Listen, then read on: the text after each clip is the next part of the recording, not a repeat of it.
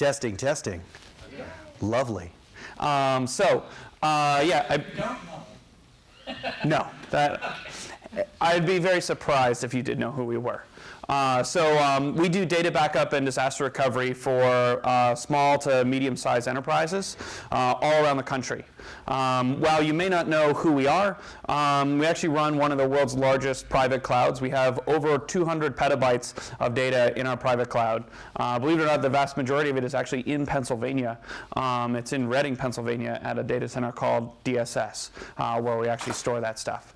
But our primary goal is to sort of help businesses survive disasters, and we have some unique technology that allows us to spin up failed systems nearly instantly. So sort of if you knock the server over or whatever, we could bring it back up in about 6 seconds on average. Whether it's physical, virtual, doesn't really matter. Whether it's running in the cloud or not, doesn't really matter. We can restore those systems nearly instantly.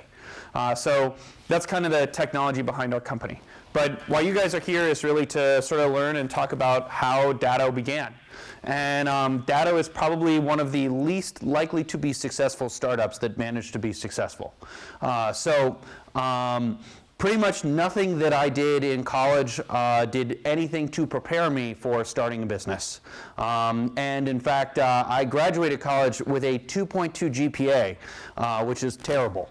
So like, I was not a good student. Like, if you had asked my professors if they thought I would have gone on to be successful, they would have almost certainly said no.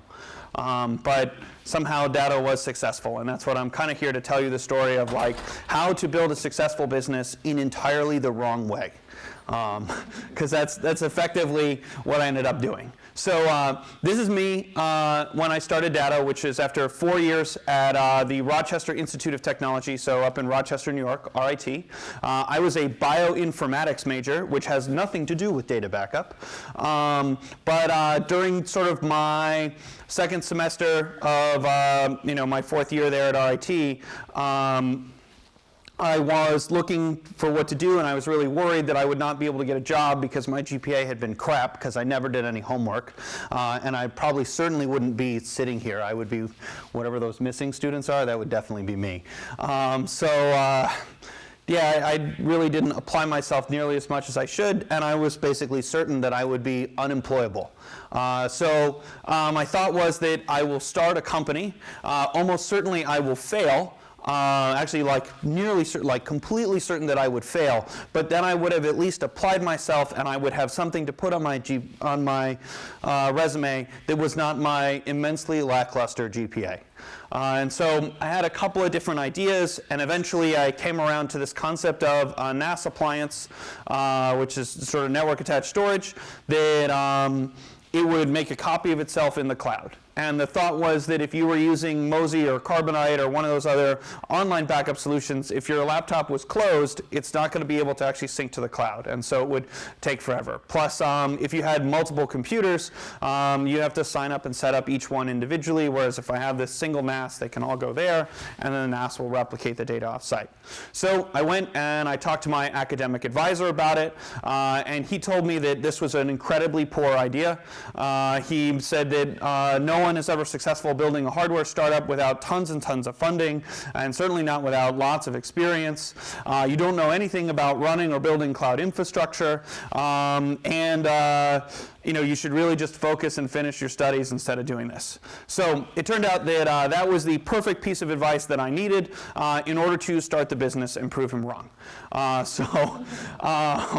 Subsequently, that's basically what I did. And this is sort of a picture at the end of the first summer in the basement. My dad, he's a civil engineer, and he had his own little office building like a town over from where I grew up. And he said, fine, you can take this part of the basement that was like completely empty. It was full of files before we moved down there. And so this is sort of the initial group that came and started Datto. And this is actually at the end of that first summer when I had decided that I was not going to go back. I had actually 2 remaining classes to take at RIT, and I did not return to RIT to take them. I did actually get my degree, though, at my parents' insistence. I did it by taking the class at a community college and transferring credits back in. But You've got me, you have my brother, you have my very first employee, which is a guy by the name of Dan Furphy, and then you have our very first intern, which is this gal, Teal Kratky. And Teal, we put an ad out in the paper, which I know sounds strange now that you'd actually do anything in a newspaper, but yeah, we put an ad out in the paper, and I guess Teal's dad was some hedge fund guy, and he's like, oh, you need startup experience, you should go work for the startup. And so Teal called one day and said, yeah, I'll come work for you guys for free. And we were like, deal. So yeah, and Teal was definitely made things much more fun in the basement. She was very gullible, and like that was kind of our thought, is to convince her of like weird stuff early on. So during the course of the summer, we convinced Teal that horseshoes was an Olympic sport. We ended up like creating fake websites and everything to like try to prove it. That there's a law that Law and Order has to be on a basic cable channel somewhere 24 hours a day as a public service. And then finally that rare earth magnets come from a mine, and they have to mine them with giant plastic backhoes so they don't get stuck to the wall. This is what you do when you start a company in a basement and you're there all day, all the time. It's just the strangest stuff. So yeah, that was sort of the founding team. And we worked over the course of the summer to produce this. And this is it in sort of its more glamorous form, because this is actually the press article that made my business actually start happening. And so perhaps I'll go into that before I go into the product. And the story really there is that over the course of the summer, got to a point where I felt like, okay, this is going to be a real product. I really want to see it through to get it to the point where I could sell it. Turns out it actually took me much longer before I was able to sell it, and that was in February of 2008. I started the company in June of 07.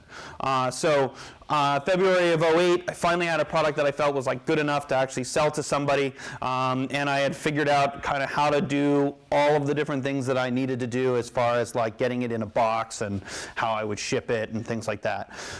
And so I thought, all right, here's the answer. I'll put up a website, I'll add an online store, and surely the orders will just come rolling in. And so I produced the website, put up the online store, absolutely nothing happened. And so also at this point, I had spent about $20,000 on credit cards to fund the business this far forward. And I was working another part-time job, like 2 days a week, to pay Dan to work for me and to pay the minimum balances on the credit cards. So this is not a really great financial situation to be in. But then I was like, I know, the secret is you have to list it on Amazon. So then went through the process, got the UPC code, got it listed on Amazon, and of course also no orders. Nothing happened. And so then I was like, all right, I'm going to get the press to write about it. Like if I can get somebody to write about it, that will matter. And so Engadget was sort of the go-to tech blog of the day. And so I just started emailing them every day. And I emailed them every day for well over a month until finally I got an email back from them that said, we will write about your product if you never email us again. And I was like, deal. So they wrote an article about our product. It was reasonably positive. Immediately within minutes of that post going up, we got our first like 15 orders, just like boom, it happened. And the next day I quit my job at the packaging company that I was working part-time at and was like, all right, here we go. I'm going to do this whole Datto thing like full-time. And subsequently, like other tech blogs followed suit. This is actually, oh, no, that's one of our first employees, sorry. He arrived that way. So this is actually what the product looked like. It was actually just, it's an external hard drive case. The circuit board actually came from another product, a Linksys NSLU2 that we were literally removing the plastic from to take the circuit board out, reflashing the firmware on the circuit board with something else, adding like a couple of extra resistors on the board to change the configuration of the processor. And then we jammed that and a hard drive in there and put it in this standard external hard drive case. This label on the front that looks kind of cool because it wraps around, that's just a regular Avery printer label that you can get at Staples, and then we just wrapped it around the sides. There are 7 pieces of Lego inside that box. Every single one of them had 7 pieces of Lego. Turned out that buying black Lego pieces was cheaper than actually having like a custom piece of plastic made to move some of the bracing around. And there's probably an inordinate amount of hot glue in there. And you can see it's sort of what it looked like from the back. The label's not even on right, but you get an idea of sort of what this first product was. And if you were brave enough to be one of those people that bought it, your data went to our secure underground data center located there. And so more specifically, our original customers, literally their data ended up getting stored on USB hard drives. And our thought was that we could just scale this out, and we did all this math. It turns out it doesn't work that way at all. But you know, it was enough to sell the first couple of devices. And literally this is made out of effectively a whole bunch of old computers that we're able to scrounge up from people's families at the time. So this stuff was even old for 2007. And you can see because there's like zip drives and stuff in those things. So yeah, so that's kind of the very beginning of how Datto started. This is a little bit more of the basement. You can see that like upside down Apple box with the FedEx label taped to the top. That was somebody's chair. Charlie Lundblad, who was an intern at the time and now full-time employee, has been with us forever. He actually helped us build some of the initial units. And we, come on. Yeah, these are just some of the hardware that we used. Yeah, we just had all these boxes that we had all the different parts in, and we were literally constructing these things in a basement and soldering them by hand. So throughout the process, I learned how to surface mount solder. I'm actually very good at it now, but luckily don't have to do it as a living anymore. Yeah, sort of went through a whole stages there. So some of the things that you look at that we didn't do right or didn't follow any of the regular process. We didn't get anything UL listed. We didn't get anything certified. We just sort of made this thing. Actually, a lot of the lawyers that we talked to, like that's largely legal, and like a lot of those requirements, especially if you're going to sell them yourself directly, like they don't apply. They're optional. So it's kind of interesting when you think about sort of the barriers that you have to get through. When it came to different stuff like getting the boxes made and things like that, what we found is that a lot of local businesses are actually willing to help you get started in the hope that you'll grow and be successful. And so I look at like the people that made the cardboard box that we shipped the unit in, like we went to them and said, hey, like we want to do this. And so they helped us out on like a really small run of, only 200 boxes, but that was enough to sort of get us running. And I mean, for them, it worked as an investment because we're still a customer of them now, but we buy thousands and thousands of boxes from them. So those sorts of things, like don't be afraid to ask other businesses because they've all sort of been there, especially if they're smaller businesses, like they are dealing with the same garbage you are. So they're somewhat used to it.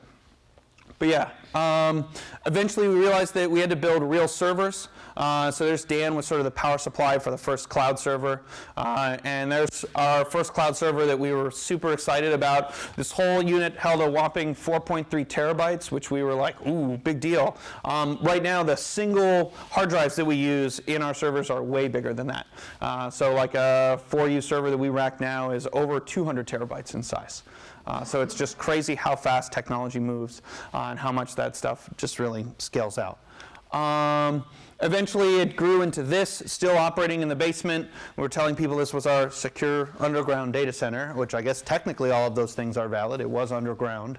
There was a lock on the door, so we can say secure. Now sort of the barriers to entry might be different. That if somebody's asking, is it HIPAA certified? No. But yeah, there's our redundant power. There's a bunch of UPSs. That was our advanced cooling. That we had to put in to keep that room from just like overheating. Also, I have a scar on my finger from that fan. But yeah, that thing is crazy. So these are like, I don't know, this is what the first year of like a startup looks like. Is just everything's crazy and wrong, or at least a first year of a startup that has absolutely no cash. And so that was our case. We just had no money. For the first 6 years of the business, I funded the entire thing myself, and actually we were profitable after like our first 18 months. But at one point, I had run up actually $80,000 in credit card debt. Because it started during like the financial crisis, one, I think that's how it's possible that somebody right out of college could get $80,000 of credit cards or like credit limit. But also, when your credit card company goes out of business, all of your interest rates reset to like 30%. All the cards had like these cross default things in them, and that was like horrifyingly terrible. But yeah, so then one of the things that sort of happened a lot as the company has grown is that, or as we grew, this is just not cooperating, is that like so many times we made an arbitrary decision, and a lot of those early on arbitrary decisions have a huge effect on your business moving forward. And so one of the things that happened is about 6 months into sort of selling these, the little boxes with the glue in them, Linksys discontinued that product that we were stealing the circuit board out of. And so we were really worried. We were like, what are we going to do? This and that. And decided to bite the bullet and just say, why don't we make an actual computer instead of trying to build it over ARM. And again, this is eons before like a Raspberry Pi came into existence or any of the like great tools that are out now. But yeah, so we were like, let's just try to build the smallest computer we can and sell our product still as an appliance, even though really it's a tiny computer. And so we looked, and this was basically the smallest, somewhat attractive computer that we could build, and we sort of replaced the front plate where there was USB ports with a sticker that says Datto on it. That ended up being a huge decision for our company, because later on our customers started to ask, hey, rather than having to copy all the data back, could you actually spin up a virtual copy of my entire machine? Or they asked like, hey, is there a way to make full backups easier, do all these different things? And this became very easy for us because we're building over top a modern computer platform. And so we could add all these features and functionality down the road. Now, when we made this decision, we had no idea that those customer requests were coming down the road. But instead, I guess you could say somewhat luck, we made the right choices so that when we were put in a spot where we had to innovate and move forward, we had all of the tools there. And consistently, I would say that's something that Datto as a company has been very good at sort of making choices around. So if we had early on decided to go to Amazon, there's no way that our data storage would be cost competitive today. If we had chosen a different file system than the one that we use in our cloud, there's no way that we would be as successful as we are today. And so it's kind of interesting how all of those choices that you make when you're very small end up having enormous cascading effects as you get bigger.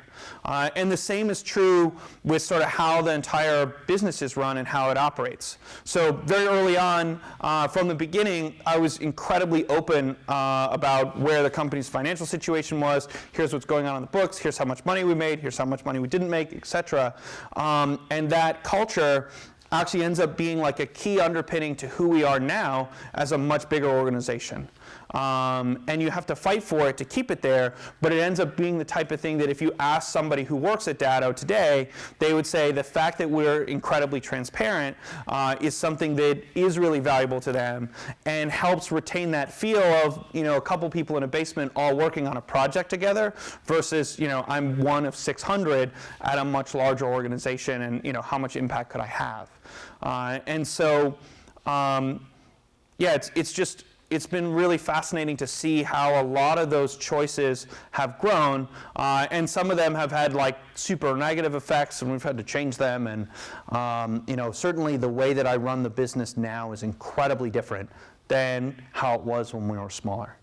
And so it's just that cycle is something that I'm not really sure if you could ever predict it if you're starting a company, but it's just something to be aware of, is just that those choices that you make now when you're small will have cascading effects if you become successful, and how they apply out really does matter. So we built these regular units out of computers. Actually turned out that made our product more successful. We also ended up learning a really interesting sort of the whole price sensitivity business lesson completely by mistake, and that was that our cost of goods went up 2x, so we raised our price 2x, and people actually then believed our product to be more valuable because it was more expensive, and our sales went up, so unit count went up like 4x. So people started to buy the product more because we raised our price, which is like super counterintuitive if you come from like computer science background, but from economics, like it's a very well-known phenomenon that you apply value to something based on whether or not it is expensive, actually is a big part of whether or not you think that it's well-made or a quality solution. But so, yeah, we learned that by accident, and like most of the business lessons that I've learned have been the like absolute hard way. So yeah. We took the money that we made and we used it to buy monitors. For whatever reason, Datto as a company has a monitor fetish.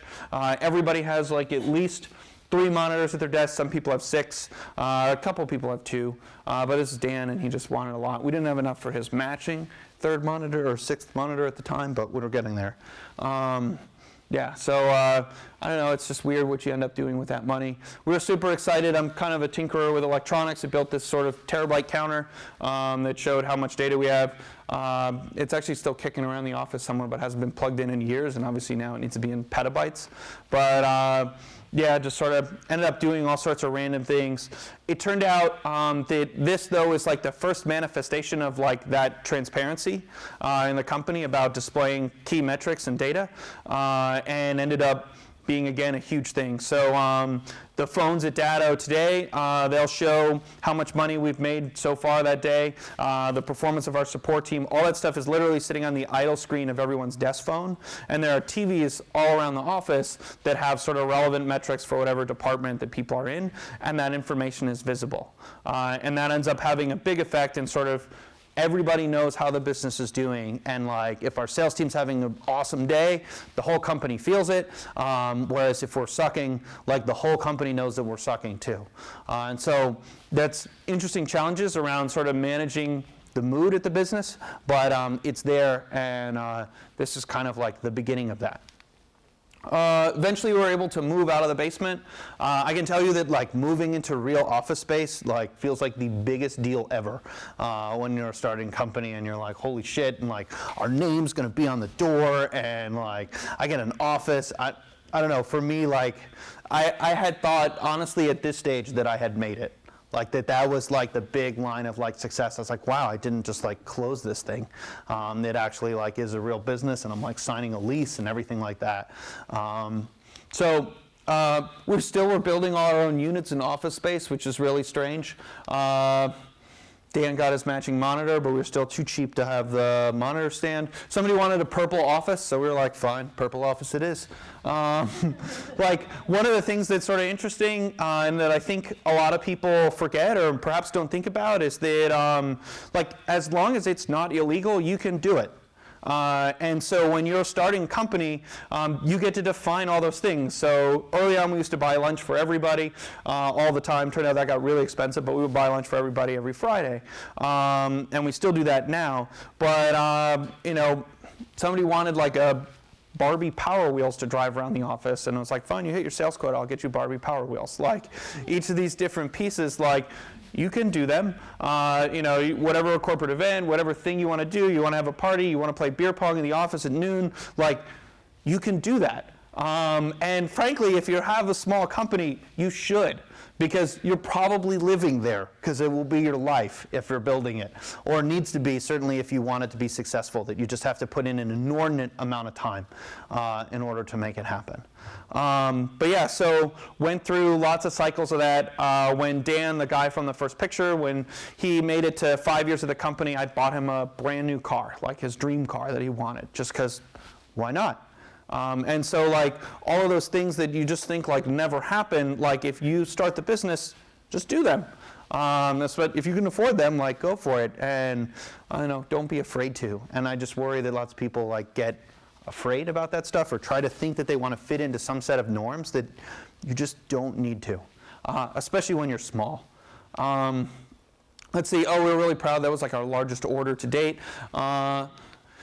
kept coming in, hired a guy by the name of Josh Tamark, and he said, Austin, you got to get these servers out of the basement, and you got to put them in a real data center if you're ever going to like make this business real. One of the things that's important is that especially people that report to you is like you definitely want to hire people who are willing to tell you that you're wrong. And will tell you that you're wrong again and again and tell you, Austin, that is the worst idea I've ever heard, or that is absolutely terrible. And then back it up with data as to why they think that it's absolutely terrible. Because certainly, if left solely to my judgment, our company would have run into a ditch like dozens of times. But yeah, so we moved our servers into data center, and things were actually really starting to work. One of the big changes that happened too that really propelled us out of the basement is that early on with sales, I just started calling small businesses, and that was like a really inefficient use of my time. But it was somewhat working. But we had these resellers, these managed service providers that actually do IT for lots of small businesses called, and they said, hey, do you guys have a channel sales program that we can engage in? And first answer is no, we just want to sell direct. Like, why would I give some other middleman some margin? Like that just again, computer science in you just goes, that's inefficient. Why would I do that? But so after like the 6th or 7th call, it was like, we don't right now, but if you call back in 4 hours, there's one that's launching. And so sat down and like made a channel price sheet with some discounts and pieces in there to give them a little bit of margin, and started a channel program. And turned out that again is one of those decisions that was sort of made on a whim that hugely influential in how the business operates. And what it ended up doing is then I thought, well, rather than calling these end businesses, what if I call these channel partners? And each one of the channel partners represents 100 or more end businesses. And so started looking at that, and it had an amazing effect of sort of narrowing our market. And so before we were trying to sell to all small businesses under the sun. And that's really hard, because how do I look at, well, what media do small businesses read, or what events do they go to, and how much does it cost to go or be involved in any of those? And it's like a fortune. So it's really hard. Whereas, what media do these small IT channel providers read, or what events do they go to? Well, they're really narrow, they're really focused, and it's really small and really cheap to attend and be involved in.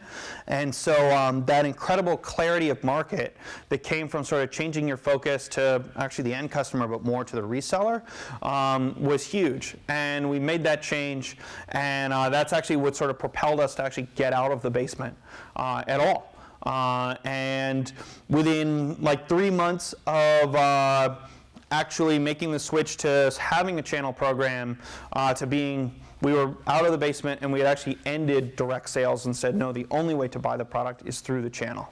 Because the other thing that the channel program solved is the question of like, why would I trust some 22-year-old kid operating out of the basement with all of my business data? And so turns out that the channel reseller, they're less conscious about where that information is stored, and more, do you meet the technical requirements to do what you say you're doing? And then subsequently, when they're the ones who are recommending it to the end business, they already have this relationship. And they already have that sort of authority and that trust built up. So it's much easier for them to go and sell your product. So that worked out really well. And I would say that channel models are one of those things that when lots and lots of people go to start a business, that's the last thing that anybody's thinking about. But it's actually, if you want to sell to other businesses, it's definitely worth thinking about, worth paying attention to and looking into, because it can work really, really well. And I think that it's something that if you start as a consumer and you want to build something, rarely do you think, oh yeah, let's put a ton of middleman between me and my customer. But you actually gain a ton of efficiency of sale. And so that efficiency of sale really started to play out as we had moved into the office space. And we started with these servers, and we told the data center, we were like, hey, can you guys leave the rack to the right open, because we're growing pretty fast, and I bet we're going to end up using it. And they were like, yeah, whatever, sure. And so this is what we look like 9 months later. to give you an idea. So it was just like, boom, lots and lots and lots of servers. And I can show you now sort of, this is what Datto looks like today. These are actually shot up out in Reading, Pennsylvania. So it's just rows and rows of servers.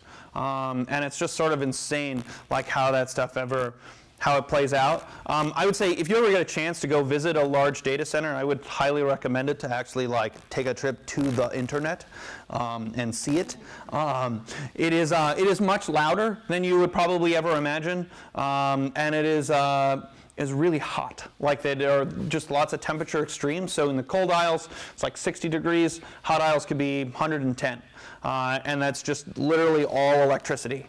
And it's amazing in somewhat, when you think about it, like how horrifically inefficient a lot of that is, in that you're like, I'm going to use electricity, then use more electricity to get the heat out of the building to deal with the heat from the electricity that I did use. But it's just a crazy cycle of how all that stuff works. You think about it now, Datto has over 100,000 hard drives that make up our cloud that are all spinning at 75 miles an hour, like 24/7, 365. So this is about how much data center space we'll consume in a year today. So we're pretty happy about that. So at the time, this is how much data when you saw sort of that bigger set, that first set of growth of servers. That's how much data we had. And then this is sort of an adaptation of my new hire deck. So this goes into kind of like moving into space and how we grew up. But I'll run through it and then we'll open for questions. I'll go quicker here. So after that initial office space, turned out as the company was growing, like growing is actually just really, really painful because you run out of everything and everything falls over and breaks and then you have to fix it again. And so you look at it that like we ended up going through like 5 different office leases over the course of 3 years. As we were growing really quickly, we started to grow like 300% year over year, which is just insane. And so just all kinds of crazy stuff happened as far as just how you manage and deal with that. We made some hiring mistakes, which are really painful. We just ended up having people like sitting on top of each other before we could get new space. We sort of were willing to take whatever we could get. So we ended up moving into this like just sea of cubes that was like a sublease from some other company that went out of business. And we're like, fine, we'll take it as is. And they're like, it's for 100 people and you're 25. And we're like, yeah, we're good. And so we did, and we moved in there. We had like crazy series of turns of events like when the company was really young. So we decided that we were going to have a sale one day, and we'd never done a sale, and we were going to do like a Cyber Monday sale. So we had our like very first ever sale, and we sold $500,000 worth of hardware, which was just insane for us, because like a typical day would be like $30,000 or $50,000 in revenue, and then we had this one $500,000 day, and then the bank froze all of our accounts because they thought that it was fraud. They were like, they thought that we had defrauded our customers. And so we were like, no. And they're like, well, you can't have any of this money for 180 days. And we were like, what? Like, how is that possible? And so then I called our accountant, and he got all riled up, and he's like, oh, I got to get on this, and I'm going to call the bank, and I'm going to fix it. And this is a terrible part of the story, but I got a call like 3 hours later that our accountant had passed away. That he literally had a massive heart attack like an hour after we had told him how frustrated we were. So that's like pretty terrible. But yeah, so like you think about sort of the weird things that happen when you're small, and I know it's like I've told the story enough times that now it's funny to me instead of terrible, but it's still terrible. But yeah, like those things that you go through, and so then it's like you got to get on the phone with the bank and drive down there and be like, I got to speak to your manager's manager because like we won't be able to build the units because you don't have any money for the parts, and like how am I going to pay my people and all that other stuff. So it's just crazy. And so these are some of the like trials and tribulations that sort of happen, and yeah, we've lived through a lot. So I have like just a lifetime of crazy stories. Oh, we did the move ourselves. I would never recommend that. But we did it. Our monitor fetish sort of continues that, we decided to build our, instead of buying a like sign, we just bought used televisions from Amazon and hung them. Robert Slifkin was an intern who set the record for most number of monitors in anybody's cube at 17. Yeah. But yeah, sort of lots of random stuff. Again, we just sort of continued to acquire more office space. This stuff looks real sad because this is sort of the 4th floor in the same building. We're just taking whatever we could get our hands on. Still had like this tradition of building really weird stuff, so we built like an LED video wall. There's just like ribbon cable everywhere. But yeah, like our culture at the company is incredibly nerdy. Some things that happen, and I think you'll sort of start to see it when I can go into, or nope, yeah, it's still all pre-investment stuff. So going back, built a computer submerged in mineral oil. Turns out the cheapest way to purchase mineral oil is a horse laxative. This was during Hurricane Sandy, and actually this was really the first time that everything that we had built was tested like to the extreme in like the worst possible case scenario. So we had over 500 businesses that ended up relying on our systems to bring them back, including high frequency trading firms or like local oil delivery companies, all kinds of stuff. And I have to say that, as a CEO, it was probably like simultaneously the most exciting, scary, and rewarding time, like all at the same time, in that everyone at our company came together around our mission of, protecting this data for our customers. And literally people moved into the office for like the next week of like helping get all our customers back up and running. And so this was sort of in our control room, which is literally just IKEA tables and stuff. But, and this was like people were camped out. That was our head of support at the time, a guy by the name of Victor Matthew. He did not leave the office for like 8 days. That he was just there, just stayed and like slept on the floor of his desk, his office, like helping everybody out. But it's immensely rewarding when you see sort of the team and everything that you built actually come together and do its job. It's just insane. And yeah, I don't know, it's kind of cool, just sort of all sort of the life tiles that you pick up as you go through this journey of building something. And then 2 weeks later, the air conditioning failed at the data center, and that's what it looks like before all your servers melt into the ground. And you can see this is a thing of all the customers that are relying on our cloud at that moment to run their business. And that was like a huge ordeal, and luckily they were able to like get the chillers back up and running like before too many of our servers died, but literally they were all like overheating and just melting. And we were like, well, we have to leave them up because we've got all these people dependent on them, so. That was crazy. And then I bought liquid nitrogen, like for the office. I don't know, I just had it. So it's random, like these things, they have more significance if I was telling the story in the form of actual new hire training. But yeah, again, that goes back to like if it's not illegal, you can do it. And so one time it's just like, I want a doer of liquid nitrogen so I can just freeze stuff whenever. So I got it. But yeah. So an interesting thing happened actually sort of right around this same time is that we had a company come along, a big multinational security firm that everybody here would know. And they came to visit and said, hey, we want to meet. And I was like, great, come on over. And so coming out, tell them about our product, whatever. They go back. They say, hey, we want to come back and talk to you. And so I was like, all right. And so they come back and they're like, so Austin, we think your business is really cool. We really like your technology. We can't understand for the life of us why you're located in Connecticut, but we still really love your technology and your cloud, and we want to buy your company for $100 million.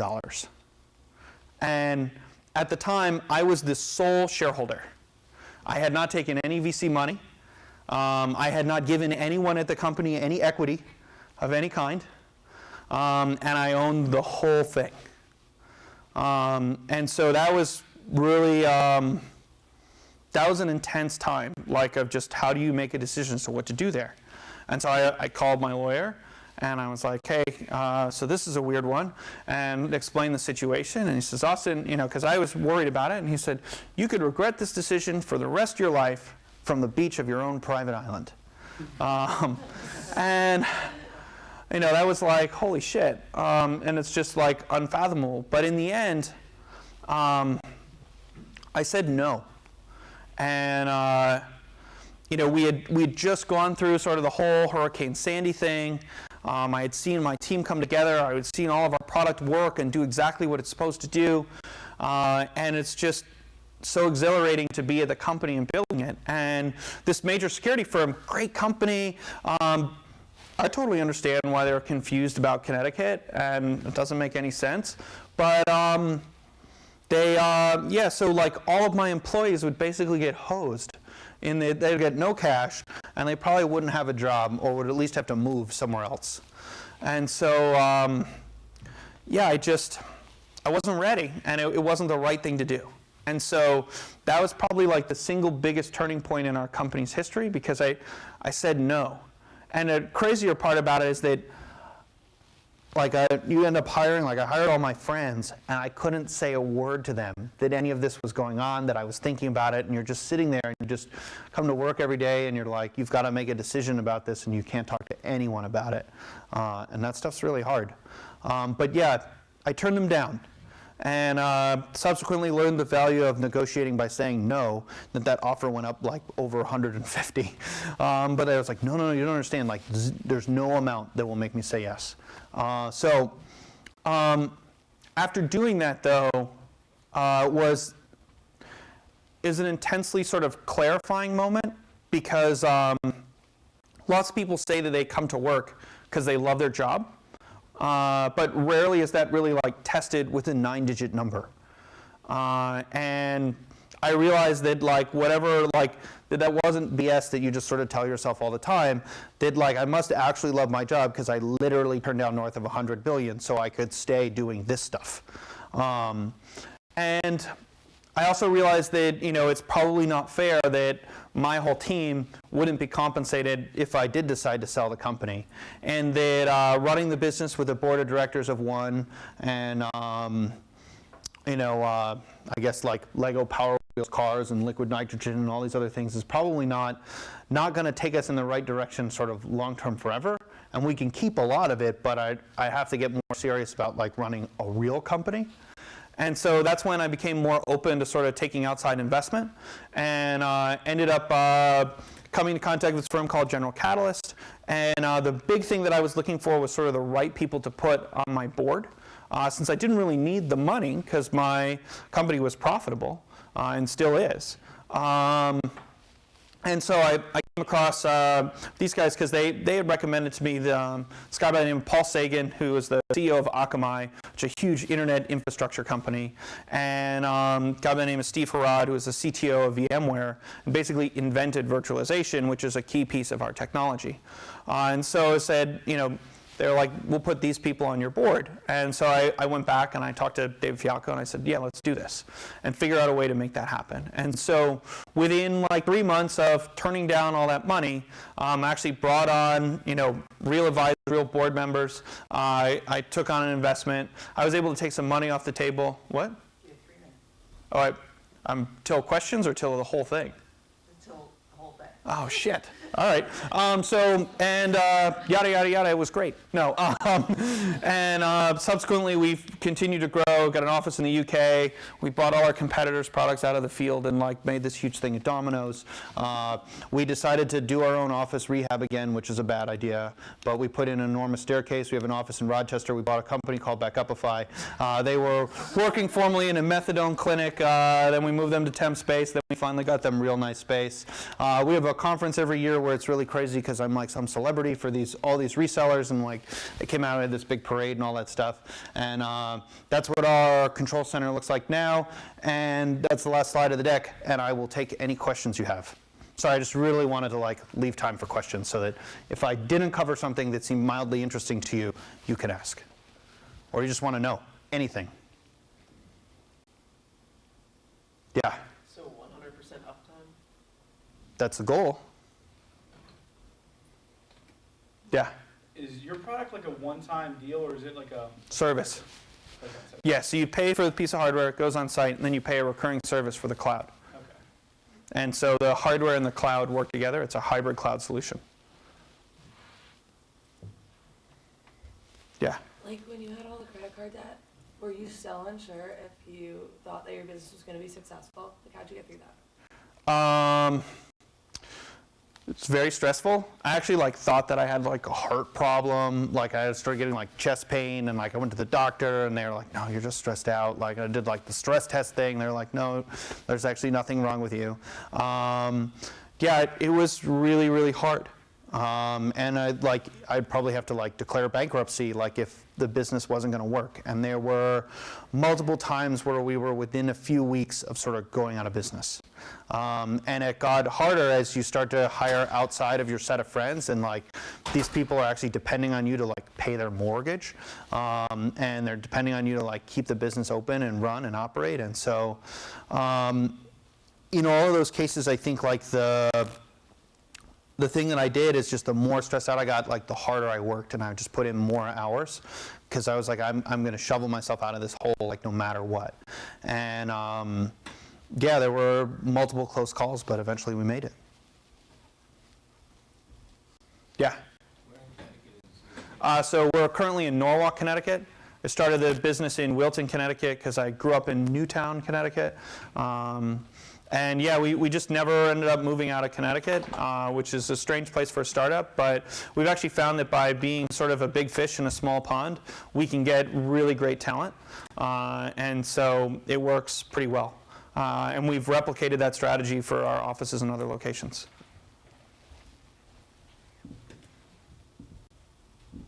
Really? Nothing else? All right. Any full everywhere questions? No, there are no full everywhere questions. Okay. All right. Well, thank you guys very much, and hopefully this was valuable. Thank you. Lovely. And then the link for the survey afterward is up on the board there, up in the corner. Send it to me.